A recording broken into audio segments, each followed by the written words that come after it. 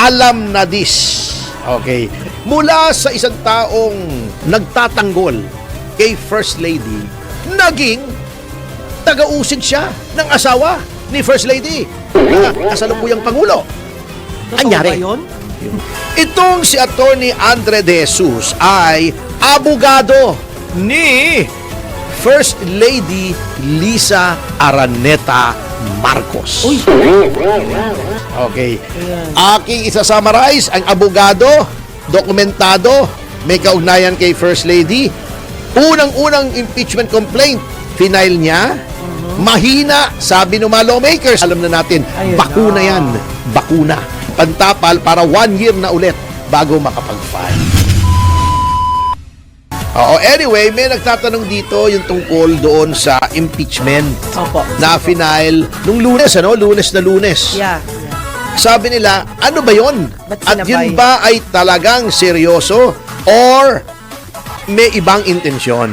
Okay, para maunawaan po natin, mga magulang at mga kapatid, Opo. atin pong suriin ng mabuti ang mga bumabalot na mga circumstances sa pag-file nito. Unang-una, tignan natin, sino ang nag-file? Ito ba isang grupo? Isang oposisyon? Kilalang miyembro ng oposisyon? Kritiko ng gobyerno? Isang tao lang po, hindi organisasyon, hindi grupo, hindi partido. Isang tao.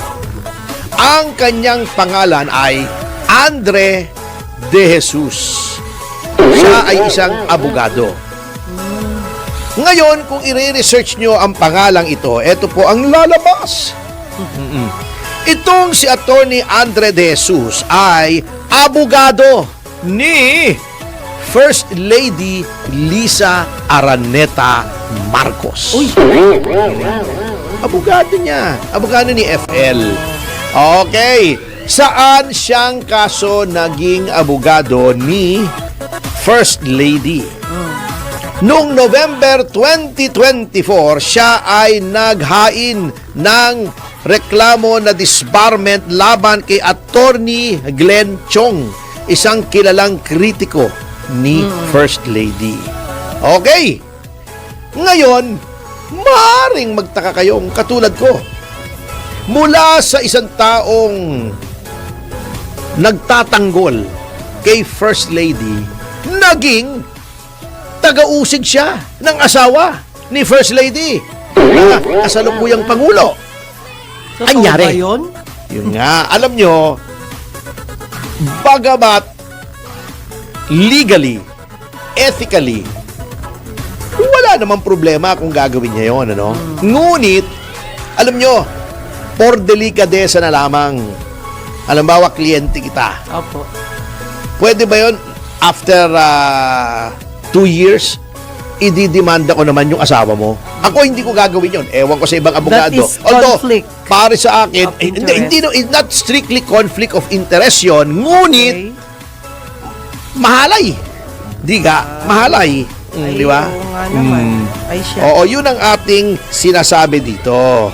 Na, yun pa lang katakataka na. Ang daming gustong mag-file ng impeachment. Maraming opposition figures. Maraming kampong gustong matanggal si Pangulong Marcos. Bakit siya? Diba? Can I answer? Oo. Hindi, sa tingin ko lang, sir. Kasi, di ba, ang impeachment dapat isang tao lang o isang grupo lang ang pwedeng mag-file. Hindi nga. Bakit nga siya nag-file? Bakit siya? Of all people. To make conflict. Anong, yung ibig sabihin? With another, impeachment. Ayun Like nga, kay teka VP muna. Sara. Oo, dadating tayo roon. Suriin muna natin, baka sabihin nila padalos-dalos tayo sa ating konklusyon. Okay? Okay. Opinion ko lang yun, sir. Tama naman yung opinion mo. Tama yung opinion mo. Pero darating tayo dyan. Dahan-dahan ka lang. Sige Sabi nga ni Maha Salvador, dahan-dahan lang. Dahan-dahan. Oh, yeah. Dahan-dahan lang. Ay, Oh, yeah. Dahan lang. Dahan-dahan lang. ikaw, turn. Okay. Ngayong sinuri na natin yung nag-file, Okay. pumunta tayo doon sa ipinail. Ano ba yung ipinail?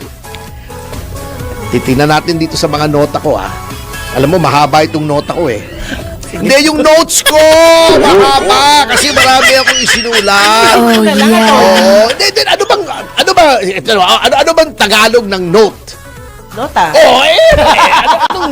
Ikaw na rin yun. Notes, nota, mga nota, mahaba ang nota.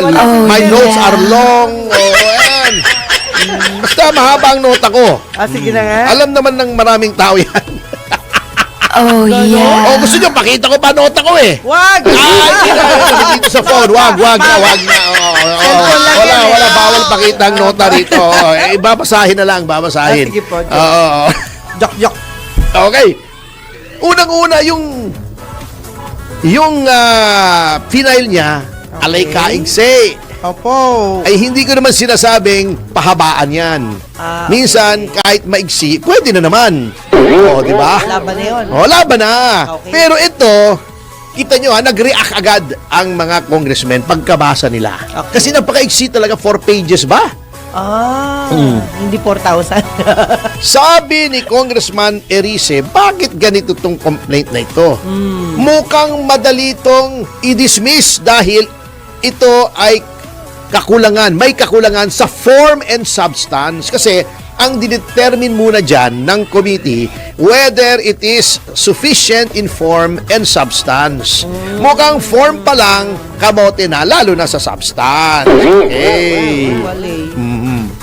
Ngayon, eto Opo. ang dami na nagsasabi na King Koy, Ay? destined to fail. Parang yung demanda ni Conchita Carpio Morales nung siya ay ombudsman laban kay Noynoy Aquino na graft as a usurpation of authority. Doomed to fail. Yan ay ginawa para pumalpak. Oo. Yan. So, bakit nag-file ng walang kwentang impeachment ang isang tao na may kaugnayan kay First Lady? Okay. Ito naisip ko, tama yung suspecha mo eh.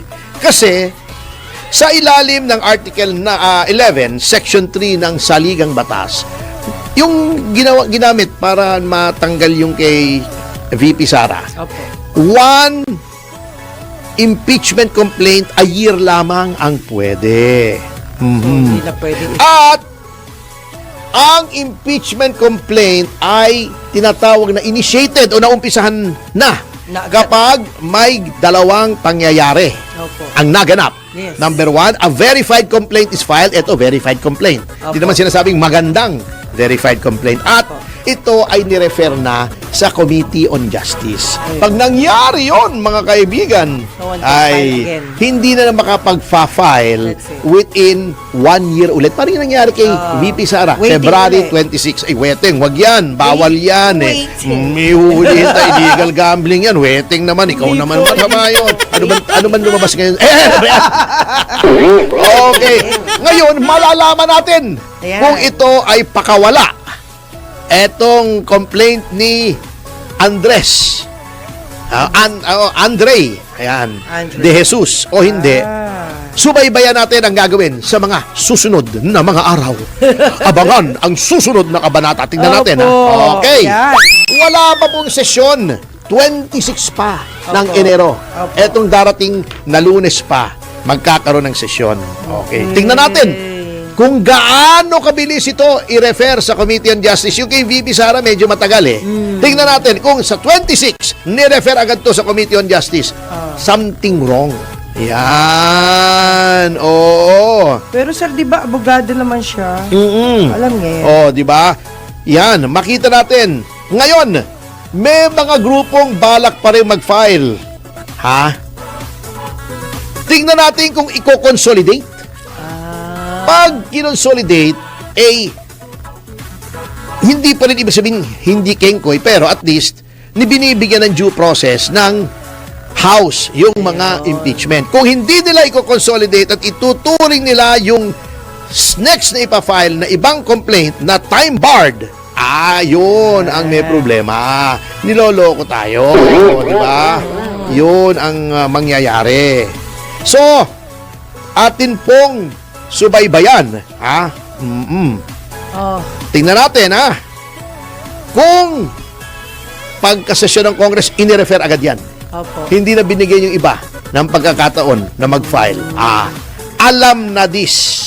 Okay. Ayan. Aking isa-summarize, ang abogado, dokumentado, may kaugnayan kay First Lady. Unang-unang impeachment complaint, final niya.